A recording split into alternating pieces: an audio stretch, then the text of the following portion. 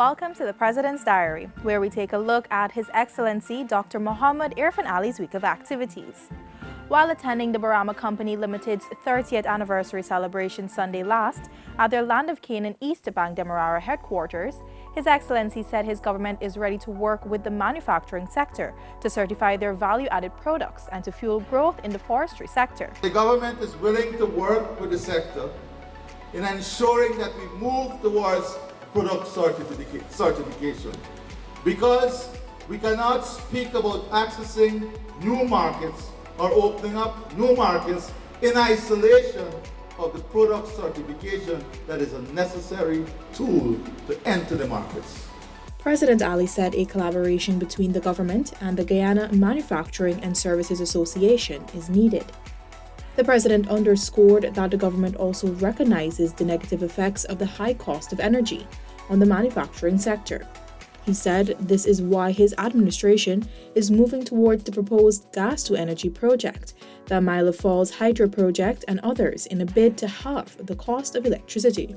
On Monday, President Ali attended the 16th Special Emergency Meeting of the Conference of Heads of Government of the Caribbean Community virtually from State House. He was accompanied by the Minister of Foreign Affairs and International Cooperation, Hugh Todd, and Minister of Health, Dr. Frank Anthony.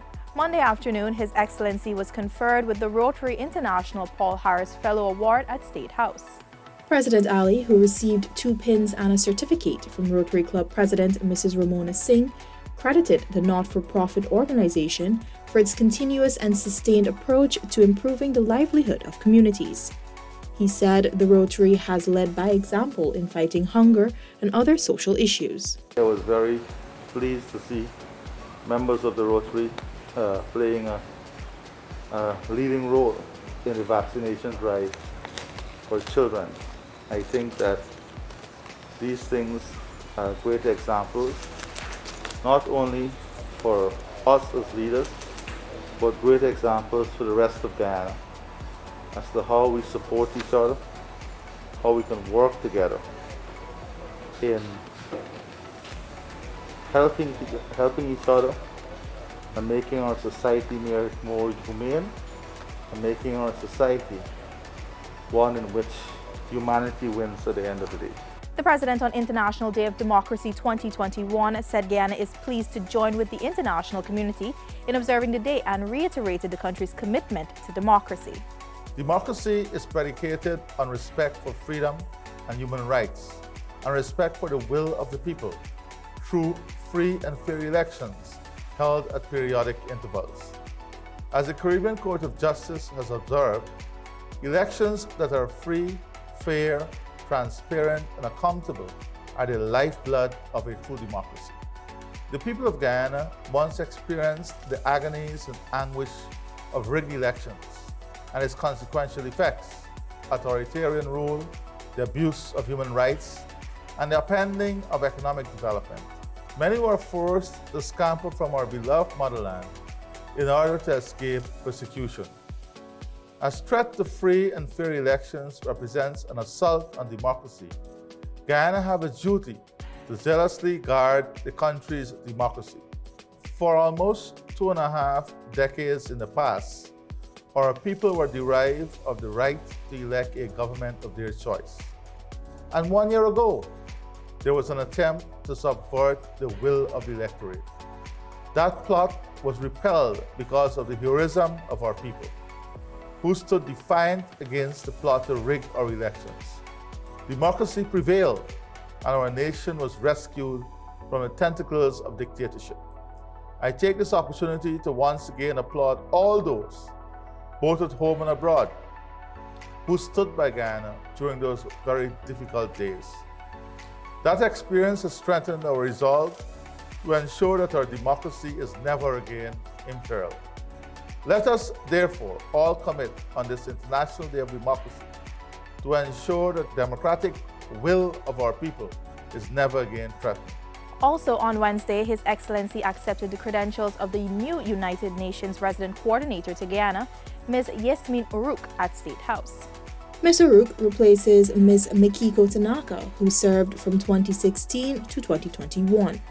Prior to her appointment as the highest-ranking UN official in Guyana, Mrs. Uruk served as UNDP's Deputy Director in Washington from 2016 to 2021, United Nations Development Programme UNDP Country Director in Albania, and UNDP Resident Representative and Deputy Resident Representative in Romania, 2008 to 2012.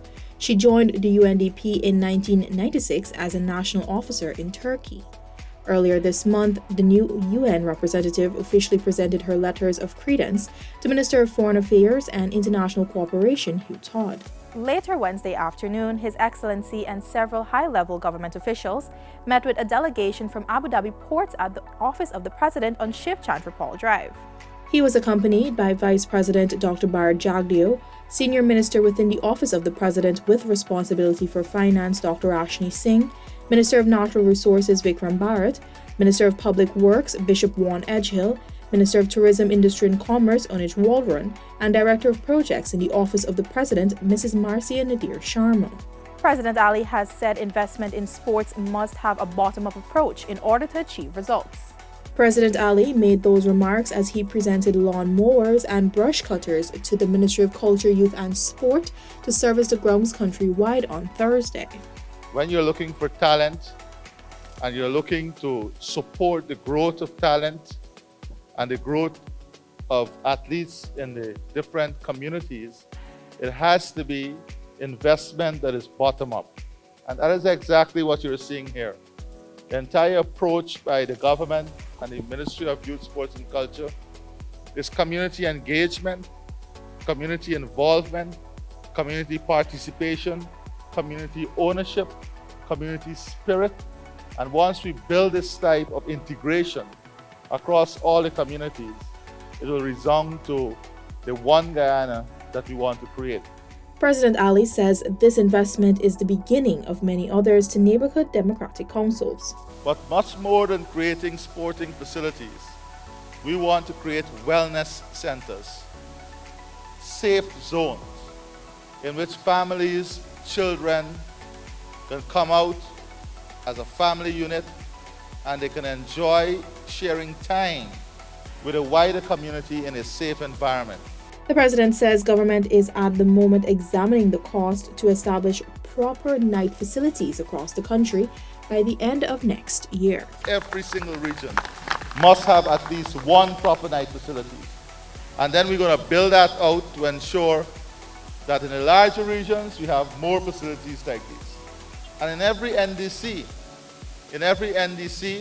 and in areas where there is no NDC, in a group of villages, we are looking to put one facility that will stimulate interest in sports. The head of state also disclosed that a physical education program will soon be launched, targeting communities and schools.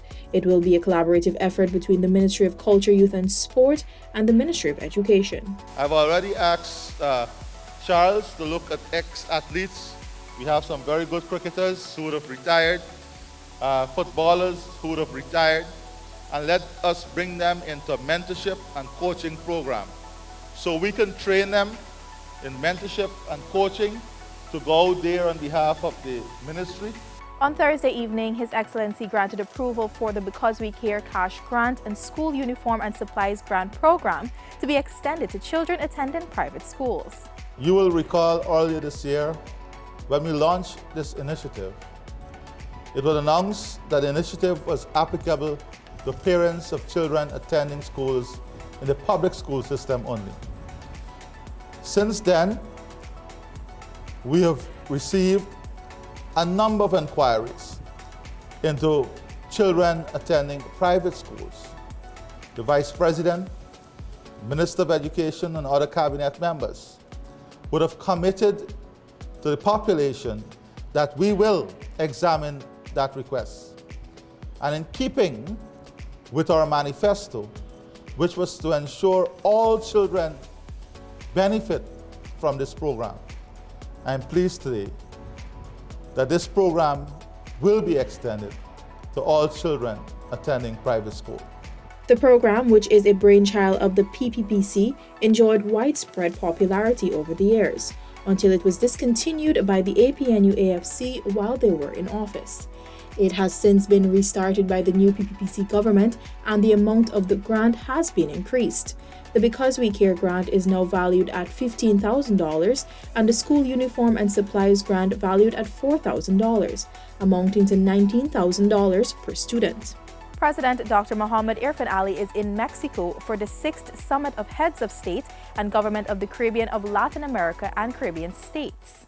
This has been President's Diary, where we took a look at His Excellency Dr. Mohamed Irfan Ali's week of activities. Thanks for watching. Join us again next week.